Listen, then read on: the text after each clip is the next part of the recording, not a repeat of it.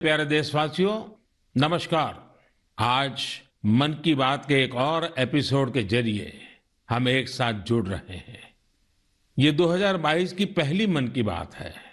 आज हम फिर ऐसी चर्चाओं को आगे बढ़ाएंगे जो हमारे देश और देशवासियों की सकारात्मक प्रेरणाओं और सामूहिक प्रयासों से जुड़ी होती है।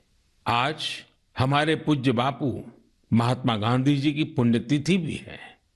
30 जनवरी का ये दिन हमें बापू की शिक्षाओं की याद दिलाता है। अभी कुछ दिन पहले ही हमने गणतंत्र दिवस भी मनाया। दिल्ली में राजपथ पर हमने देश के शौर्य और सामर्थ्य की जो झांकी देखी, उसने सबको गर्व और उत्साह से भर दिया है।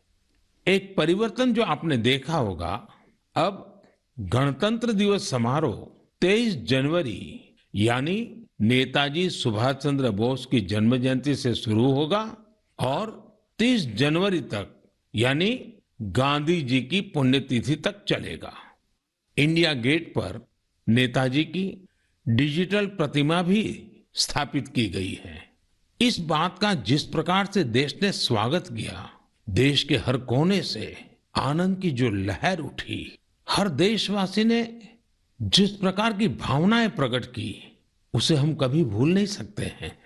साथियों, आजादी के अमृत महोत्सव में देश इन प्रयासों के जरिए अपने राष्ट्रीय प्रतीकों को पुनर्प्रतिष्ठित कर रहा है। हमने देखा कि इंडिया गेट के समीप अमर जवान ज्योति और पास में ही नेशनल वॉर मेमोरियल पर प्रज्वलित ज्योति को एक किया गया। इस भावुक अवसर पर कितने ही देशवासियों और शहीद परिवारों की आंखों में आंसू थे। नेशनल वॉर मेमोरियल में आजादी के बाद से शहीद हुए देश के सभी जाबाजों के नाम अंकित किए गए हैं।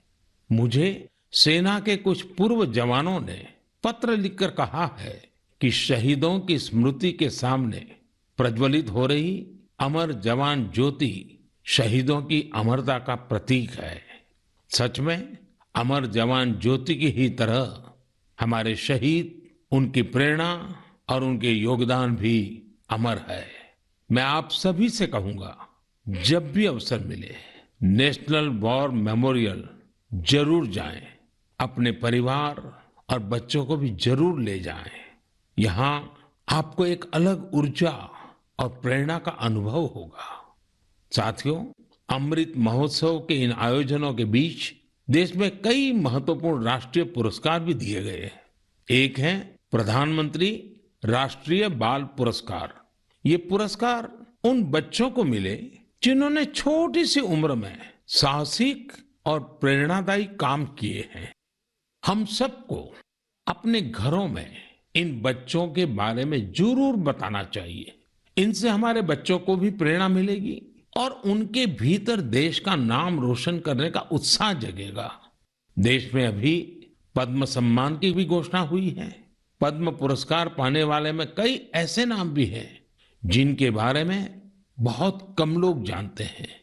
ये हमारे देश के अनसंग हीरोज हैं, जिन्होंने साधारण परिस्थितियों में असाधारण काम किए हैं। जैसे कि उत्तराखंड की बसंती देवी जी को पद्मश्री से सम्मानित किया गया है। बसंती देवी ने अपना पूरा जीवन संघर्षों के बीच जिया। कम उम्र में ही उनके पति का निधन हो गया था और वो एक आश्रम में रहने लगी। यहाँ रहकर उन्होंने नदी को बचाने के लिए संघर्ष किया और पर्यावरण के लिए असाधारण योगदान दिया। उन्होंने महिलाओं के सशक्तिकरण के लिए भी काफी काम किया है। इसी तरह मणिपुर की 77 साल की लोरेम्बम बिनो देवी दशकों से मणिपुर की लीबा टेक्सटाइल आर्ट का संरक्षण कर रही है। उन्हें भी पद्मश्री से सम्मानित किया गया है। मध्य प्रदेश के अर्जुन सिंह को बैगा आदिवासी नृत्य की कला को पहचान दिलाने के लिए पद्म सम्मान मिला है। पद्म सम्मान पाने वाले एक और व्यक्ति हैं श्रीमान अमाई महालिंगा नाइक। एक किसान है और कर्नाटका के रहने वाले हैं। इन्हें कुछ लोग टनल मैन भी कहते हैं। उन्होंने खेती में ऐसे ऐसे इनोवेशन किए हैं जिन्हें देखकर कोई भी हैरान रह जाए। इनके प्रयासों का बहुत बड़ा लाभ छोटे किसानों को हो रहा है। ऐसे और भी कई अनसंग हीरोज हैं जिन्हें देश ने उनके योगदान के लिए सम्मानित किया है। आप जरूर इनके बारे में जानने की कोशिश करिए। इनसे हमें जीवन में बहुत कुछ सीखने को मिलेगा। मेरे प्यारे देशवासियों, अमृत महोत्सव पर आप सब साथी मुझे ढेरों पत्र और मैसेज भेजते हैं, कई सुझाव भी देते हैं। इसी श्रृंखला में कुछ ऐसा हुआ है जो मेरे लिए अविस्मरणीय है।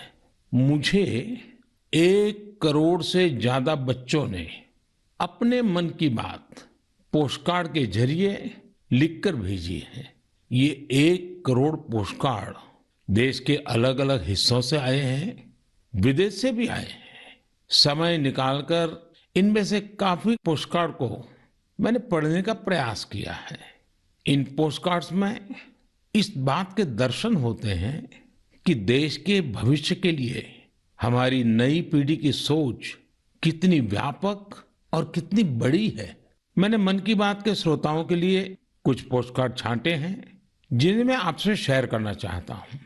जैसे यह एक असम के गुवाहाटी से रिद्धिमा स्वर्गियारी का पोस्टकार्ड है।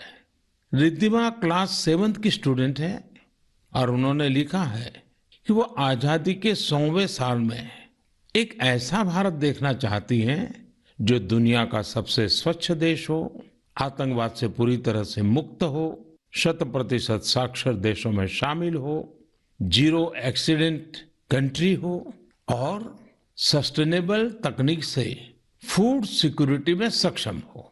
रिद्धिमा, हमारी बेटियां जो सोचती हैं, जो सपने देश के लिए देखती हैं, वो तो पूरे होते ही हैं जब सबके प्रयास जुड़ेंगे। आपकी युवा पीढ़ी इसे लक्ष्य बनाकर काम करेगी तो आप भारत को जैसा बनाना चाहती हैं वैसे जरूर होगा।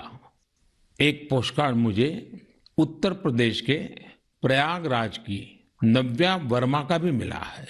नव्या ने लिखा है कि उनका सपना 2047 में ऐसे भारत का है जहां सभी को सम्मानपूर्ण जीवन मिले, जहां किसान समृद्ध हो और भ्रष्टाचार न हो।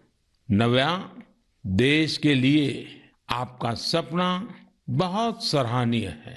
इस दिशा में देश तेजी से आगे भी बढ़ रहा है। आपने भ्रष्टाचार मुक्त भारत की बात की।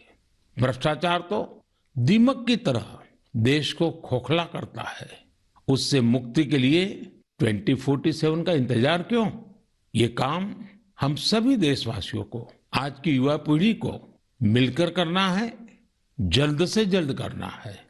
और इसके लिए बहुत जरूरी है कि हम अपने कर्तव्यों को प्राथमिकता दें। जहां कर्तव्य निभाने का एहसास होता है, कर्तव्य सर्वोपरि होता है, वहां भ्रष्टाचार फटक भी नहीं सकता।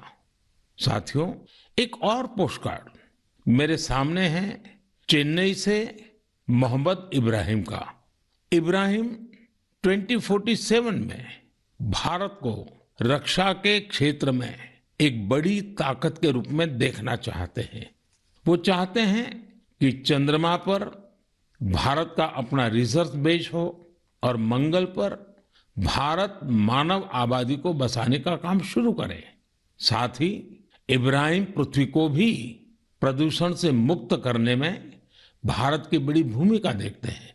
इब्राहिम, जिस देश के पास आप जैसे नौजवान हो, उसके लिए कुछ भी असंभव नहीं है।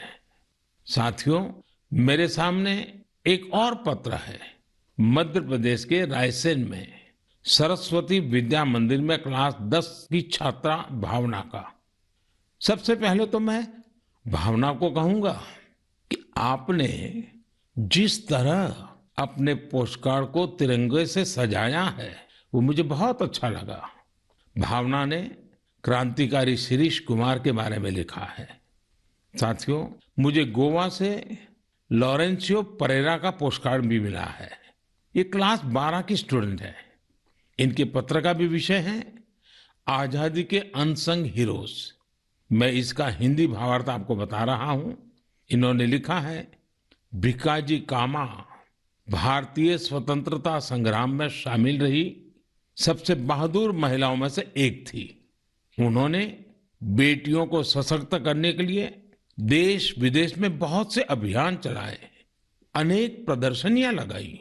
निश्चित तौर पर भिकाजी कामा स्वाधीनता आंदोलन की सबसे जाबाज महिलाओं में से एक थी। 1907 में उन्होंने जर्मनी में तिरंगा फहराया था। इस तिरंगे को डिजाइन करने में जिस व्यक्ति ने उनका साथ दिया था वो थे श्री श्यामजी कृष्ण वर्मा। श्री श्यामजी कृष्ण वर्मा जी का निधन 1930 में जेनेवा में हुआ था। उनकी अंतिम इच्छा थी कि भारत की आजादी के बाद उनकी अस्थियां भारत लाई जाए। वैसे तो 1947 में आजादी के दूसरे ही दिन उनकी अस्थियां भारत वापस लानी चाहिए थी, लेकिन ये काम नहीं हुआ। शायद परमात्मा की इच्छा होगी ये काम मैं करूं, और इस काम का सौभाग्य भी मुझे ही मिला। जब मैं गुजरात का मुख्यमंत्री था तो वर्ष 2003 में उनकी अस्थियां भारत लाई गई थी। श्यामजी कृष्ण वर्मा जी की स्मृति में उनके जन्म स्थान कच्छ के मांडवी में एक स्मारक का निर्माण भी हुआ है। साथियों, भारत की आजादी के अमृत महोत्सव का उत्साह केवल हमारे देश में ही नहीं है। मुझे भारत के मित्र देश क्रोएशिया से भी 75 पोस्टकार्ड मिले हैं। क्रोएशिया के जाग्रेब में school of applied arts and design के स्टूडेंट्स, उन्होंने ये 75 कार्ड्स भारत के लोगों के लिए भेजे हैं और अमृत महोत्सव की बधाई दी है। मैं आप सभी देशवासियों की तरफ से क्रोएशिया और वहां के लोगों को धन्यवाद देता हूं। मेरे प्यारे देशवासियों, भारत शिक्षा और ज्ञान की तपोभूमि रहा है। हमने शिक्षा को किताबी ज्ञान तक ही सीमित नहीं रखा, बल्कि इसे जीवन के एक समग्र अनुभव के तौर पर देखा है। हमारे देश की महान विभूतियों का भी शिक्षा से गहरा नाता रहा है। पंडित मदन मोहन मालवीय जी ने जहां बनारस हिंदू विश्वविद्यालय की स्थापना की, वहीं महात्मा गांधी ने गुजरात विद्यापीठ के निर्माण में अहम भूमिका निभाई। गुजरात के आणंद में एक बहुत ही प्यारी जगह है, वल्लभ विद्यानगर। सरदार पटेल के आग्रह पर उनके 2 सहयोगियों भाई काका और भीखा भाई ने वहां युवाओं के लिए शिक्षा केंद्रों की स्थापना की। इसी तरह पश्चिम बंगाल में गुरुदेव रविंद्रनाथ टैगोर ने शांति निकेतन की स्थापना की। महाराजा गायकवाड़ भी शिक्षा के प्रबल समर्थकों में से एक थे। उन्होंने कई शिक्षण संस्थानों का निर्माण करवाया और डॉक्टर अंबेडकर और श्री अरविंदो समेत अनेक विभूतियों को उच्च शिक्षा के लिए प्रेरित किया। ऐसे ही महानुभावों की सूची में एक नाम राजा महेंद्र प्रताप सिंह जी का भी है। राजा महेंद्र प्रताप सिंह जी ने एक टेक्निकल स्कूल की स्थापना के लिए अपना घर ही सौंप दिया था। उन्होंने अलीगढ़ और मथुरा में शिक्षा केंद्रों के निर्माण के लिए खूब आर्थिक मदद की। कुछ समय पहले मुझे अलीगढ़ में उनके नाम पर एक यूनिवर्सिटी की आधारशिला रखने का भी सौभाग्य प्राप्त हुआ। मुझे खुशी है कि शिक्षा के प्रकाश को जन जन तक पहुंचाने की वही जीवंत भावना भारत में आज भी कायम है। क्या आप जानते हैं कि इस भावना की सबसे सुंदर बात क्या है? वो ये है कि शिक्षा को लेकर ये जागरूकता समाज में हर स्तर पर दिख रही है। तमिलनाडु के त्रिपुर जिले के उदुमलपेट ब्लॉक में रहने वाली तायम्मल जी का उदाहरण तो बहुत ही प्रेरणादायी है। तायम्मल जी के पास अपनी कोई जमीन नहीं है। बरसों से इनका परिवार नारियल पानी बेचकर अपना गुजर बसर कर रहा है। आर्थिक स्थिति भले अच्छी ना हो, लेकिन तायम्मल जी ने अपने बेटे बेटी को पढ़ाने में कोई कसर बाकी नहीं छोड़ी थी। उनके बच्चे Chinnaveerampatti panchayat union middle school में पढ़ते थे। ऐसे ही एक दिन स्कूल में अभिभावकों के साथ मीटिंग में ये बात उठी कि कक्षाओं और स्कूल की स्थिति को सुधारा जाए, स्कूल इंफ्रास्ट्रक्चर को ठीक किया जाए। तायम्मल जी भी उस मीटिंग में थी। उन्होंने सब कुछ सुना। इसी बैठक में फिर चर्चा इन कामों के लिए पैसे की कमी पर आकर टिक गई। इसके बाद तायम्मल जी ने जो किया उसकी कल्पना कोई नहीं कर सकता था। जिन तायम्मल जी ने नारियल पानी बेच बेचकर कुछ पूंजी जमा की थी, उन्होंने 1 लाख रुपए स्कूल के लिए दान कर दिए। वाकई ऐसा करने के लिए बहुत बड़ा दिल चाहिए, सेवा भाव चाहिए। तायम्मल जी का कहना है, अभी जो स्कूल है उसमें 8वीं कक्षा तक की पढ़ाई होती है। अब जब स्कूल का इंफ्रास्ट्रक्चर सुधर जाएगा तो यहाँ हायर सेकेंडरी तक की पढ़ाई होने लगेगी। हमारे देश में शिक्षा को लेकर यह वही भावना है जिसकी मैं चर्चा कर रहा था। मुझे आईआईटी बीएचयू के एक एल्यूमिनस के इस तरह के दान के बारे में भी पता चला है। बीएचयू के पूर्व छात्र जय चौधरी जी ने आईआईटी बीएचयू फाउंडेशन को $1 मिलियन यानी करीब करीब 7.5 करोड़ रुपया डोनेट किए। साथियों, हमारे देश में अलग अलग क्षेत्रों से जुड़े बहुत सारे लोग हैं जो दूसरों की मदद कर समाज के प्रति अपनी जिम्मेदारी का निर्वाह कर रहे हैं। मुझे बेहद खुशी है कि इस तरह के प्रयास उच्च शिक्षा के क्षेत्र में, खासकर हमारी अलग अलग आईआईटीज में निरंतर देखने को मिल रहे हैं। केंद्रीय विश्वविद्यालयों में भी इस प्रकार के प्रेरक उदाहरणों की कमी नहीं है। इस तरह के प्रयासों को और बढ़ाने के लिए पिछले साल सितंबर से देश में विद्यांजलि अभियान की शुरुआत हुई है। इसका उद्देश्य अलग अलग संगठनों, सीएसआर और निजी क्षेत्र की भागीदारी से देश भर के स्कूलों में शिक्षा की गुणवत्ता में सुधार लाना है। विद्यांजलि सामुदायिक भागीदारी और ओनरशिप की भावना को आगे बढ़ा रही है।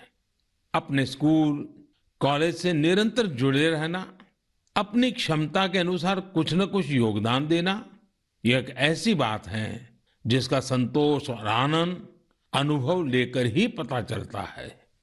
मेरे प्यारे देशवासियों, प्रकृति से प्रेम और हर जीव के लिए करुणा, ये हमारी संस्कृति भी है और सहज स्वभाव भी है। हमारे इन्हीं संस्कारों की झलक अभी हाल ही में तब दिखी जब मध्य प्रदेश के पेंच टाइगर रिजर्व में एक बाघिन ने दुनिया को अलविदा कर दिया। इस बाघिन को लोग कॉलर वाली बाघिन कहते थे। वन विभाग ने इसे T15 नाम दिया था। इस बाघिन की मृत्यु ने लोगों को इतना भावुक कर दिया जैसे उनका कोई अपना दुनिया छोड़ गया हो।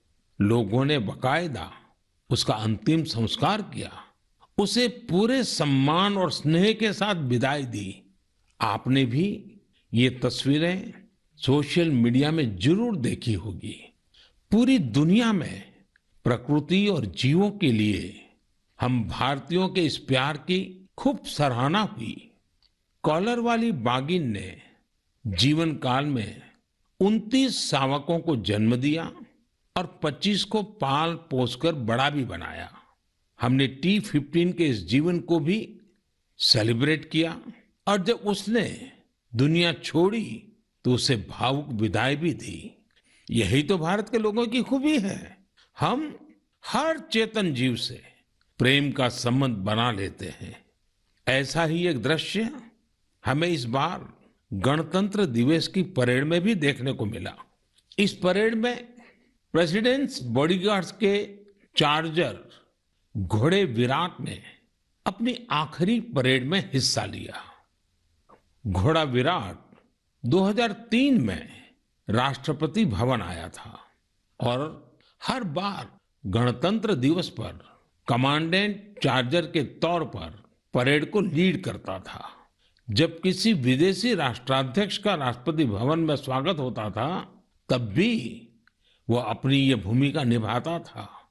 इस वर्ष आर्मी डे पर घोड़े विराट को सेना प्रमुख द्वारा कॉज कमेंडेशन कार्ड भी दिया गया।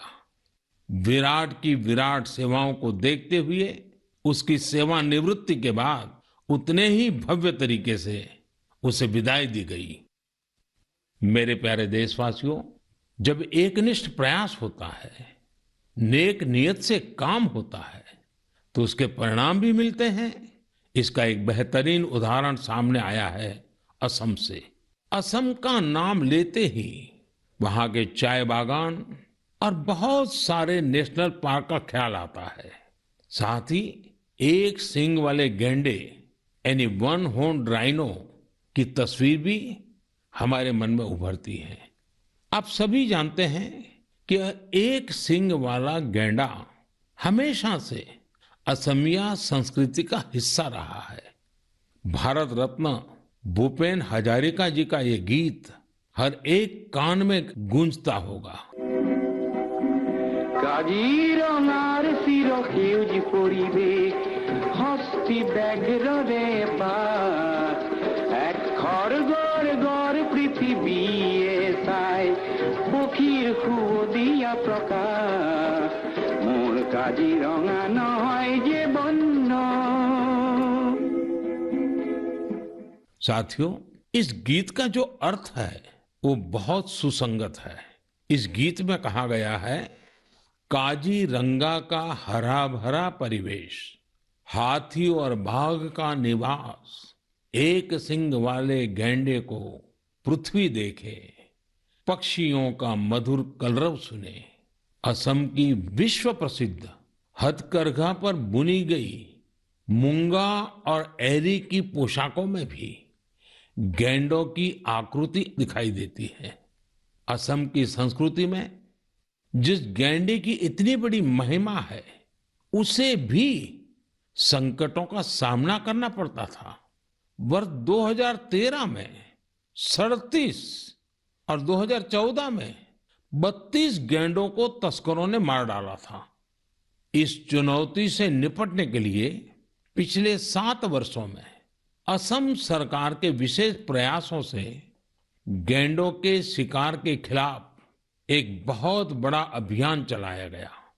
पिछले 22 सितंबर को वर्ल्ड राइनो डे के मौके पर तस्करों से जब्त किए गए 2400 से ज्यादा सींगों को जला दिया गया था। यह तस्करों के लिए एक सख्त संदेश था। ऐसे ही प्रयासों का नतीजा है कि अब असम में गैंडों के शिकार में लगातार कमी आ रही है।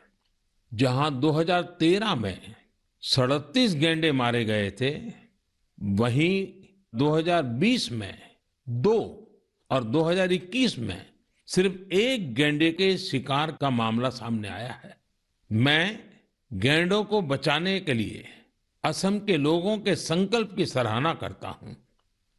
साथियों, भारतीय संस्कृति के विविध रंगों और आध्यात्मिक शक्ति ने हमेशा से दुनिया भर के लोगों को अपनी ओर खींचा है। अगर मैं आपसे कहूं कि भारतीय संस्कृति अमेरिका, कनाडा, दुबई, सिंगापुर, पश्चिमी यूरोप और जापान में बहुत ही लोकप्रिय है, तो ये बात आपको बहुत सामान्य लगेगी, आपको कोई हैरानी नहीं होगी। लेकिन अगर ये कहूं कि भारतीय संस्कृति का लैटिन अमेरिका और साउथ अमेरिका में भी बड़ा आकर्षण है, तो आप एक बार जरूर सोच में पड़ जाएंगे। मैक्सिको में खादी को बढ़ावा देने की बात हो या फिर ब्राजील में भारतीय परंपराओं को लोकप्रिय बनाने का प्रयास, मन की बात में हम इन विषयों पर पहले चर्चा कर चुके हैं। आज मैं आपको अर्जेंटीना में फहरा रहे भारतीय संस्कृति के परचम के बारे में बताऊंगा। अर्जेंटीना में हमारी संस्कृति को बहुत पसंद किया जाता है। 2018 में मैंने अर्जेंटीना की अपनी यात्रा के दौरान योग के कार्यक्रम में योगा फॉर पीस में हिस्सा लिया था। यहाँ अर्जेंटीना में एक संस्था है, हस्तिनापुर फाउंडेशन। आपको सुनकर के आश्चर्य होता है ना, कहाँ अर्जेंटीना और वहां भी हस्तिनापुर फाउंडेशन। यह फाउंडेशन अर्जेंटीना में भारतीय वैदिक परंपराओं के प्रसार में जुटा है। इसकी स्थापना 40 साल पहले एक मैडम प्रोफेसर एडा एल्ब्रेट ने की थी। आज प्रोफेसर एडा एल्ब्रेट 90 वर्ष की होने जा रही है। भारत के साथ उनका जुड़ाव कैसे हुआ, ये भी बहुत दिलचस्प है। जब वो 18 साल की थी, तब पहली बार भारतीय संस्कृति की शक्ति से उनका परिचय हुआ। उन्होंने भारत में काफी समय भी बिताया, भगवत गीता और उपनिषदों के बारे में गहराई से जाना। आज हस्तिनापुर फाउंडेशन के 40,000 से अधिक सदस्य हैं और अर्जेंटीना एवं अन्य लैटिन अमेरिकी देशों में इसकी करीब 30 शाखाएं हैं। हस्तिनापुर फाउंडेशन ने स्पेनिश भाषा में 100 से अधिक वैदिक और दार्शनिक ग्रंथ भी प्रकाशित किए हैं। इनका आश्रम भी बहुत मनमोहक है। आश्रम में 12 मंदिरों का निर्माण कराया गया है, जिनमें अनेक देवी देवताओं की मूर्तियां हैं। इन सब के केंद्र में एक ऐसा मंदिर भी है जो अद्वैतवादी ध्यान के लिए बनाया गया है। साथियों, ऐसे ही सैकड़ों उदाहरण यह बताते हैं हमारी संस्कृति हमारे लिए ही नहीं बल्कि पूरी दुनिया के लिए एक अनमोल धरोहर है। दुनिया भर के लोग उसे जानना चाहते हैं, समझना चाहते हैं, जीना चाहते हैं। हमें भी पूरी जिम्मेदारी के साथ अपनी सांस्कृतिक विरासत को खुद अपने जीवन का हिस्सा बनाते हुए सब लोगों तक पहुंचाने का प्रयास करना चाहिए। मेरे प्यारे देशवासियों, मैं अब आपसे और खासकर अपने युवाओं से एक प्रश्न करना चाहता हूं। आप सोचिए, आप एक बार में कितने पुशअप कर सकते हैं? मैं जो आपको बताने वाला हूं वो निश्चित रूप से आपको आश्चर्य से भर देगा। मणिपुर में 24 साल के युवा थोना ओजम निरंजॉय सिंह ने 1 मिनट में 109 पुशअप्स का रिकॉर्ड बनाया है। निरंजॉय सिंह के लिए रिकॉर्ड तोड़ना कोई बात नहीं है। इससे पहले भी उन्होंने 1 मिनट में एक हाथ से सबसे ज्यादा नकल पुशअप्स का रिकॉर्ड बनाया था। मुझे पूरा विश्वास है कि निरंजॉय सिंह से आप प्रेरित होंगे और फिजिकल फिटनेस को अपने जीवन का हिस्सा बनाएंगे। साथियों, आज मैं आपके साथ लद्दाख की एक ऐसी जानकारी साझा करना चाहता हूं जिसके बारे में जानकर आपको जरूर गर्व होगा। लद्दाख को जल्द ही एक शानदार ओपन सिंथेटिक ट्रैक और एस्ट्रो टर्फ फुटबॉल स्टेडियम की सौगात मिलने वाली है। यह स्टेडियम 10,000 फीट से अधिक की ऊंचाई पर बन रहा है और इसका निर्माण जल्द पूरा होने वाला है। लद्दाख का यह सबसे बड़ा ओपन स्टेडियम होगा जहां 30,000 दर्शक एक साथ बैठ सकेंगे। लद्दाख के इस आधुनिक फुटबॉल स्टेडियम में 8 लेन वाला एक सिंथेटिक ट्रैक भी होगा। इसके अलावा यहाँ 1,000 बेड वाले एक हॉस्टल की सुविधा भी होगी। आपको ये जानकर भी अच्छा लगेगा कि इस स्टेडियम को फुटबॉल की सबसे बड़ी संस्था फीफा ने भी सर्टिफाई किया है। जब भी स्पोर्ट्स का ऐसा कोई बड़ा इंफ्रास्ट्रक्चर तैयार होता है तो यह देश के युवाओं के लिए बेहतरीन अवसर लेकर आता है।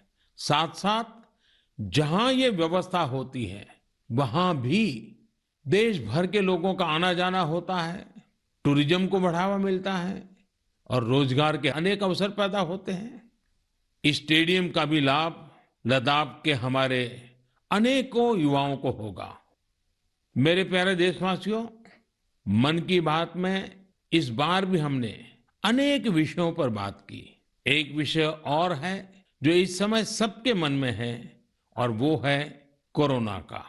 कोरोना की नई वेव से भारत बहुत सफलता के साथ लड़ रहा है। ये भी गर्व की बात है कि अब तक करीब करीब 4.5 करोड़ बच्चों ने कोरोना वैक्सीन की डोज ले ली है। इसका मतलब यह हुआ कि 15 से 18 साल की आयु वर्ग के लगभग 60% यूथ ने 3 से 4 हफ्ते में ही टीके लगवा लिए हैं। इससे न केवल हमारे युवाओं की रक्षा होगी, बल्कि उन्हें पढ़ाई जारी रखने में भी मदद मिलेगी।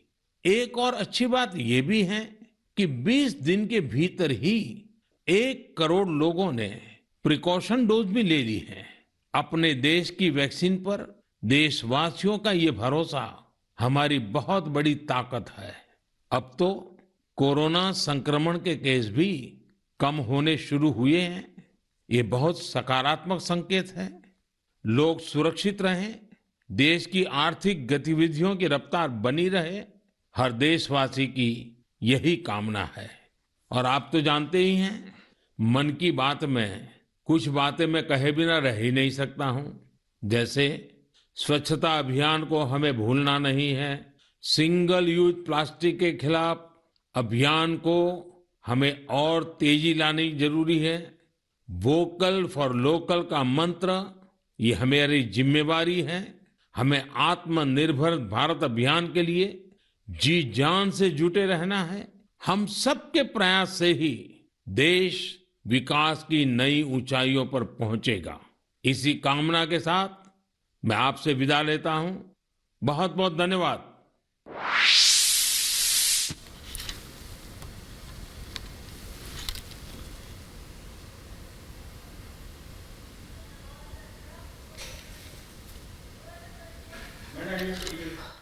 देश के प्रधानमंत्री नरेंद्र मोदी को आप सुन रहे थे। प्रधानमंत्री नरेंद्र मोदी के मन की बात आप सुन रहे थे। नेक नियत से किए गए कामों का सुखद परिणाम होता है, ये प्रधानमंत्री मोदी ने कहा। भ्रष्टाचार दीमक की तरह देश को खोखला करता है। प्रधानमंत्री मोदी की ओर से ये बात भी कही गई है मन की बात के जरिए। देश को आत्मनिर्भर बनाना ही हमारा इकलौता उद्देश्य है, इकलौता मकसद है। ये बात भी प्रधानमंत्री नरेंद्र मोदी ने इस दरमियान कही है।